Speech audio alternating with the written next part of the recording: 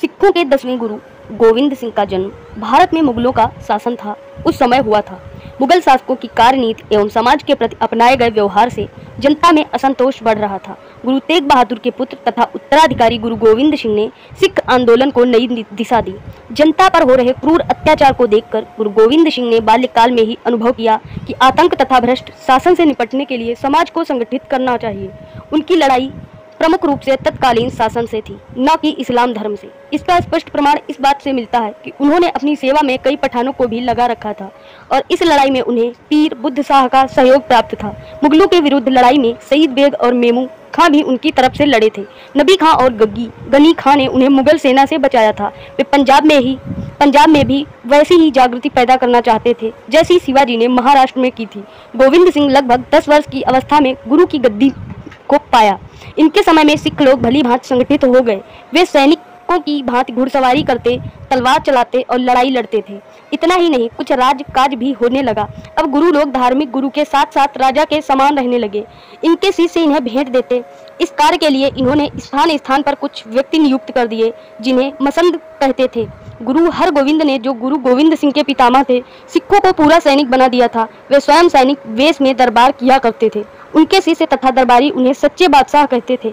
जिस समय गोविंद सिंह गुरु की गद्दी पर बैठे, पंजाब में सिखों की संख्या बहुत बढ़ गई थी। वे अपने गुरु से अत्यधिक प्रेम करते थे। गुरु गोविंद सिंह शिष्यों के आग्रह पर अंबाला के निकट आनंदपुर नामक स्थान पर आ गए, जहां वे लगभग 20 वर्षों तक रहे और उन्होंने हिंदू धर्म ग्रंथों को बड़ी गंभीरता से अध्ययन किया। इसी बीच उन्होंने एक पुस्तक का संकलन और संपादन किया जिसे दशम ग्रंथ कहते हैं। वे स्वयं एक अच्छे कवि और विचारक थे। गुरु नानक की भांति वे भी एक ईश्वर को मानते थे। अन्य धर्मावलंबियों को भी ये सम्मान देते थे और किसी अन्य धर्म का इन्होंने कभी विरोध नहीं किया। इनके द्वारा रचित चंडी चरित्र और चंडी का वार नामक पुस्तकें वीर रस के सुंदर काव्य हैं। इन पुस्तकों के माध्यम से इन्होंने अपने शिष्यों में अदम्य साहस और वीरता का संचार किया। ये अच्छे आशु कवि भी थे। उपदेश देते देते वे कविता करने लगते थे। इससे सुनने वालों पर गहरा प्रभाव पड़ता था। उन्होंने एक विचित्र नाटक भी लिखी है। इन्होंने लोगों में उत्साह भरने का कार्य किया। इस पुस्तक में उन्होंने लिखा है, तुम हमारे पुत्र के समान हो, नया पंथ चलाओ, लोगों से कहो कि सत्य की राह पर चले और ना समझी से काम नहीं करें। सन 1699 में बैसाखी वाले दिन गुरु गोविंद सिंह ने खालसा पंथ की स्थापना की। इस दिन आनंदपुर साहिब में लोग एकत्र हुए। श्री केशवगढ़ साहिब में एक दीवान लगाया गया जहां हजारों मनुष्यों की भीड़ इकट्ठी थी। गुरु गोविंद सिंह आए। उन्होंने कहा, आप सब लोग मेरे भक्त हैं। आज खालसा के लिए बलिदान की आवश्यकता है और सबसे बड़ा बलिदान मनुष्य का ही हो सकता है। आप लोगों में से जो बलिदान देने के लिए तैयार है वो सामने आए। सब लोगों में एकदम सन्नाटा छा गया। किसी का साहस बलि पर चढ़ने के लिए नहीं होता था। थोड़ी देर बाद एक व्यक्ति तैयार हुआ। वह सामने आया। उसे गुरु गोविंद सिंह अंदर ले गए। तंबू के अंदर तलवार के वार की तथा धड़ गिरने की आवाज आई। इसके पश्चात वे हाथ में खड़ग लिए फिर बाहर आए। वे बोले, एक बलि और चाहिए। इस प्रकार पहले से जल्दी दूसरा आदमी तैयार हो गया। उसको भी अंदर ले गए और बलि दे दी। बाहर आकर तीसरी बलि मांग की। इस बार शीघ्र ही दूसरा आदमी अंदर ले गए। इसके बाद गुरु गोविंद सिंह के साथ वे 5 सुसज्जित वस्त्रों के साथ बाहर आए। लोगों को बड़ा अचंभा हुआ। उन्होंने समझा कि वे गुरु के आशीर्वाद से ही जीवित हो उठे हैं। वे 5 व्यक्ति पंच प्यारे कहलाए क्योंकि वे मृत्यु का डर छोड़कर अपनी बलि देने को तैयार हो गए थे। उन्होंने 5 वस्तुओं को ग्रहण करना आवश्यक बताया। वे वस्तुएं हैं, नंबर 1 केस, नंबर 2 कड़ा, नंबर 3 कंघा और नंबर 4 कच्छा, नंबर 5 कृपाण। ये पंच कगार कहे जाते हैं। प्रत्येक सिख इन 5 वस्तुओं को अपने साथ रखता है। उन्होंने जाति पाति का भेदभाव नहीं रखा। उन्होंने अपने शिष्यों को आज्ञा दी कि कट्टरता छोड़ो और अपने गुरु की आज्ञा को ही सबसे बढ़कर मानो। उन्होंने अपने शिष्यों से जाति सूचक शब्द को छोड़कर प्रत्येक सिख के नाम में सिंह जोड़ना आवश्यक बना दिया, जिससे वे अपने को सिंह के समान अनुभव करें। इन सबका परिणाम यह हुआ कि सिख संगठित सैनिक बन गए। पास पड़ोस के राजा उनसे ईर्ष्या करने लगे। आनंदपुर के पड़ोसी राजाओं का उनका भी युद्ध हुआ जिसमें वे विजयी रहे, किंतु आगे और भी विपत्ति खड़ी हो गई। सिखों की वीरता की बात जब औरंगजेब के कानों में पड़ी तो वह इस बात से चिंतित और भयभीत हो गया कि उसकी राजधानी दिल्ली के निकट एक नई शक्ति उभर रही है। उस समय औरंगजेब दक्षिण में था। औरंगजेब ने सेनापति सैयद खां के नेतृत्व में एक बहुत बड़ी मुगल सेना गुरु गोविंद सिंह की शक्ति को कुचलने के लिए भेजा। सैयद खां ने मार्च 1704 में आनंदपुर पर आक्रमण किया। गुरु गोविंद सिंह के नेतृत्व में सिखों ने मुगल सेना का डटकर मुकाबला किया तथा मुगल सेना को पराजित कर दिया। मुगल सेना की पराजय का समाचार सुनकर औरंगजेब क्रोध से तिलमिला गया। उसने यह अनुमान लगा लिया कि गुरुजी की बढ़ती हुई शक्ति मुगल साम्राज्य के लिए खतरा सिद्ध हो सकती है। दक्षिण की उथल पुथल उसके समक्ष थी ही, उसे पंजाब की ओर से भी वैसे ही खतरे की संभावना होने लगी जैसे कि दक्षिण में मराठों ने पैदा की थी। अतः उसने गुरु गोविंद सिंह की शक्ति को समूलतः नष्ट करने के लिए 3 सूबेदार वजीर खां, जबरदस्त खां और दिलावर खां, जो क्रमशः सर हिंद, कश्मीर तथा लाहौर के सूबेदार थे, को आनंदपुर आक्रमण करने की आज्ञा दी। कुछ पर्वतीय राजा भी गुरु के खिलाफ मुगल सेना में जा मिले तथा मई 1704 में आनंदपुर पर आक्रमण कर दिया। लगभग 8 माह तक मुगलों ने आनंदपुर को सामग्री समाप्त होने घेर रखा। सिखों ने भी मुगलों का वीरता से सामना किया, लेकिन धीरे धीरे सिखों की खाद्य एवं रसद सामग्री समाप्त होने लगी।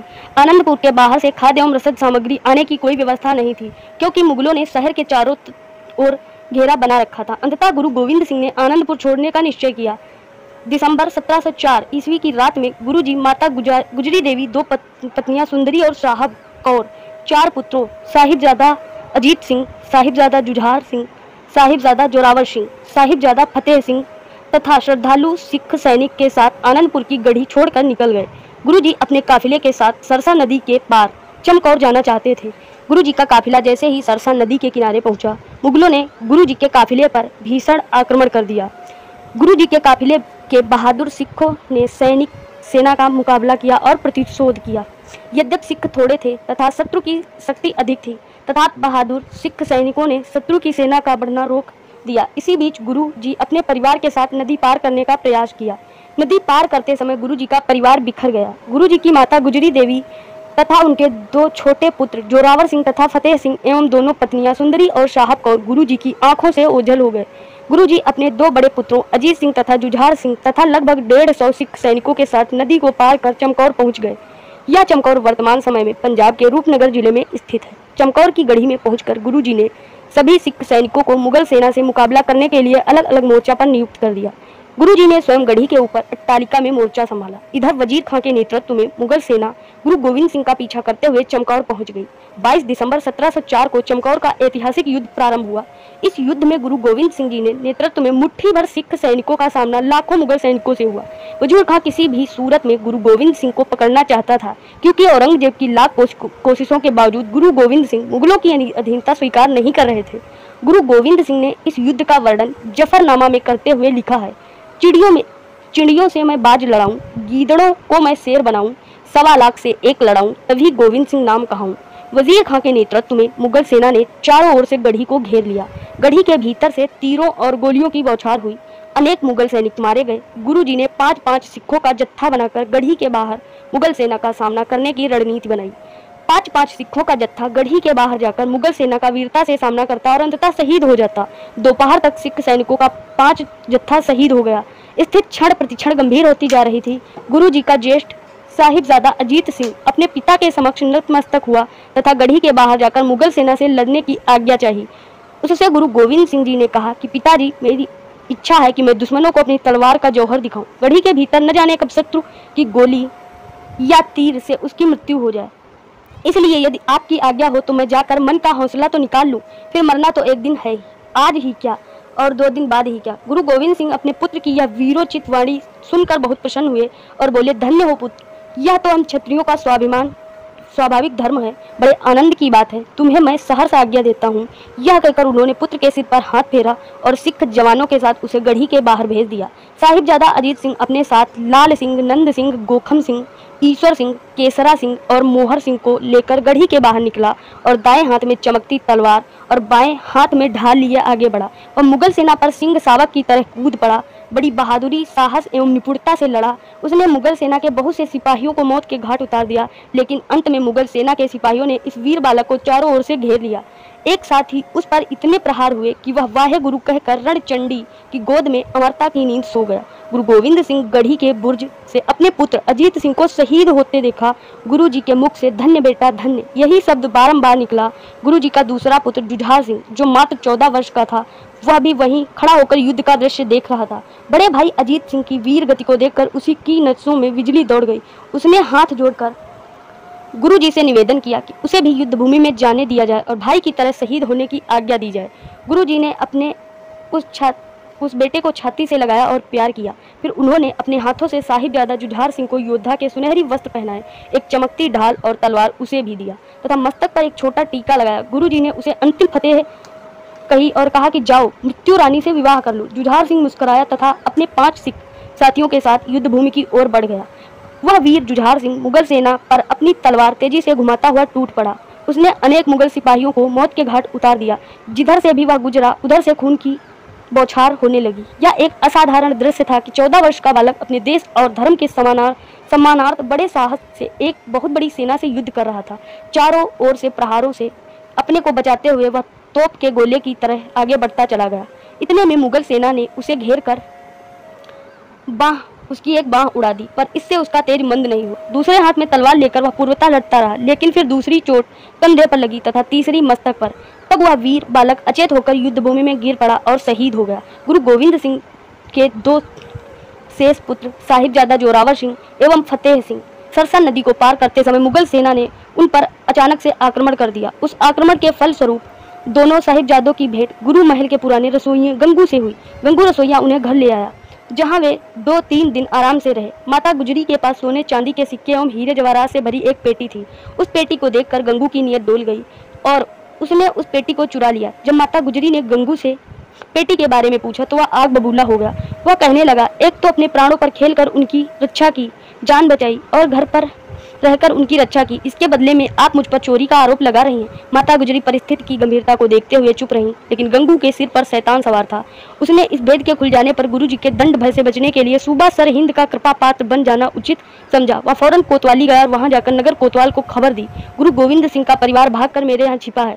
गुरु साहब की माता और उनके 2 बच्चे मेरे यहाँ हैं। आप जो मुनासिब समझें कीजिए। मैं बादशाही रैयत होकर नमक हरामी नहीं कर सकता, इसलिए मैंने मौका देखकर खबर कर दी। यह खबर पाकर कोतवाल अपने अनुचरों से संग गंगू के घर गए और माता गुजरी तथा साहिबजादा जोरावर सिंह एवं साहिबजादा फतेह सिंह को गिरफ्तार कर सूबा सरहिंद के पास भेज दिया। सूबा सरहिंद वजीर खां के पास जब ये लोग पहुंचे तो उसने इन लोगों को एक किले के बुर्ज में टिकाया। माता गुजरी जी और दोनों बच्चों को रात भर ठंडी बुर्जी में रखा गया। इधर सरहिंद का सूबेदार वजीर खां अपने दीवान, मुसाहिब, काजी इत्यादि को इकट्ठा कर सलाह करने लगा कि इन तीनों के साथ क्या किया जाए। वजीर खां के मातहतों ने यह सलाह दी कि इन लोगों को इस्लाम कबूल करने को कहा जाए, यदि वे नहीं माने तो इनका कत्ल करवा दिया जाए। यही सलाह तय करके अगले दिन प्रातः दोनों साहिबजादों को सूबेदार वजीर खां अपने सामने पेश किया। सूबा सरहिंद के दरबार में पहुंचने पर दोनों साहिबजादों ने वाही गुरुजी की खालसा, वाही गुरुजी की फतेह कहा। वजीर खां के मंत्री सुचानंद ने साहिबजादों से कहा कि यदि वे अपनी प्राणों को बचाना चाहते हैं तो नवाब आगे नतमस्तक हो जाएं। साहिबजादों ने स्पष्ट इनकार कर दिया और कहा कि वे उन्हें केवल मात्र अकाल पुरुष तथा माता पिता के समक्ष झुकने का पाठ पढ़ाया गया है, इसलिए वे किसी के समक्ष नतमस्तक नहीं होंगे। इसके बाद उन्होंने जयकारा लगाया, जो बोले सो निहाल, सत श्री अकाल। वजीर खां ने दोनों साहिबजादों को प्राण दंड की धमकी देते हुए इस्लाम धर्म स्वीकार करने के लिए कहा, लेकिन दोनों साहिबजादों ने इस्लाम धर्म स्वीकार करने के लिए मना कर दिया। वजीर खां ने उन्हें 2 दिनों तक नाना प्रकार के प्रलोभन दिया, डराया, धमकाया, लेकिन दोनों वीर बालकों ने इस्लाम धर्म को अपनाने से इनकार कर दिया। अंत में काजी से सलाह मशवरा कर वजीर खां ने दोनों साहिबजादों को दीवार में जिंदा चुनवाने का आदेश दे दिया। इस उद्देश्य के लिए एक टूटे हुए मकान की जर्जर दीवार को गिरा दिया गया। साहिबजादों ने गुरुवाणी का उच्चारण किया तथा अकाल पुरुष को स्मरण किया। जब दीवारें उनकी छाती तक पहुंच गई तो उन्होंने एक बार फिर अपना निश्चय बदलने के लिए कहा, परंतु सभी कुछ निष्फल रहा। दोनों साहिबजादों ने अपने निर्णय पर अटल रहे। जब दीवार उनके गले तक पहुंच गई तब सूबा सरहिंद जोर से चिल्लाकर बोला, अरे लड़कों, अभी मान जाओ, अभी भी वक्त है। लेकिन उत्तर में उसे धिक्कार के सिवा कुछ नहीं मिला। दोनों वीर बालक आंखें बंद कर ओम ओम का उच्चारण करने लगे। दीवार पूरी चुन दी गई। दोनों वीर बालक जिंदा ही अपने को दीवार में चुनवा दिया, लेकिन देश और धर्म के पथ से विचलित नहीं हुए। जब इन दोनों बालकों को यूं मारे जाने का वृत्तांत माता गुजरी ने सुना तो मूर्छित होकर भूमि पर गिर पड़ी तथा अपने प्राण त्याग दिए। सरहिंद का एक हिंदू साहूकार तोडरमल ने माता गुजरी तथा दोनों साहिबजादों का अंतिम संस्कार किया। अंतिम संस्कार करने के लिए वजीर खां ने यह तक शर्त रखी कि तोडरमल केवल उतने ही क्षेत्र पर अंतिम संस्कार कर सकता है जितनी जगह में वह खड़े सोने के सिक्के बिछाकर खरीदेगा। तोडरमल ने अपनी सारी संपत्ति बेचकर लगभग 78,000 सोने के सिक्के जमीन पर खड़ा बिछाकर अंतिम संस्कार हेतु जमीन खरीदी। वर्तमान समय में इस स्थान पर गुरुद्वारा ज्योति स्वरूप फतेहगढ़ साहिब, जिला पंजाब स्थित है। चारों साहिबजादों के शहादत पर गुरु गोविंद सिंह जी तनिक भी विचलित नहीं हुए। उन्होंने कहा, इन पूतन के शीश पर वार दिए सुत चार मुए तो क्या भया, जीवित कई हजार।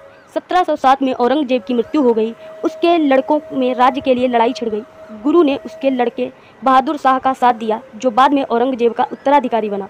बहादुर शाह से मिलने के लिए वे दक्षिण जा रहे थे। मार्ग में किसी शत्रु द्वारा घायल कर दिए जाने से 42 वर्ष की अवस्था में गुरु गोविंद सिंह की मृत्यु हो गई। सिख संप्रदाय की गुरु परंपरा में ये अंतिम गुरु थे। अपनी मृत्यु से कुछ समय पूर्व एक समारोह में गुरु गोविंद सिंह जी ने 5 पैसे व 1 नारियल गुरु ग्रंथ साहिब के आगे रखकर माथा टेका और गुरु ग्रंथ साहिब को गुरु की पदवी प्रदान की। इसके पश्चात उन्होंने कहा कि आज के बाद कोई देहधारी व्यक्ति गुरु नहीं होगा, बल्कि गुरु ग्रंथ साहिब जी ही आज के बाद सिखों के गुरु होंगे। सब सीखने को हुक्म है, गुरु मान्यो ग्रंथ। उनकी तथा उनके पुत्रों की वीरता और शहादत अप्रतिम तथा अविस्मरणीय है। वैसे आप लोगों का क्या कहना है, कमेंट बॉक्स में जरूर बताइएगा। धन्यवाद। जय हिंद।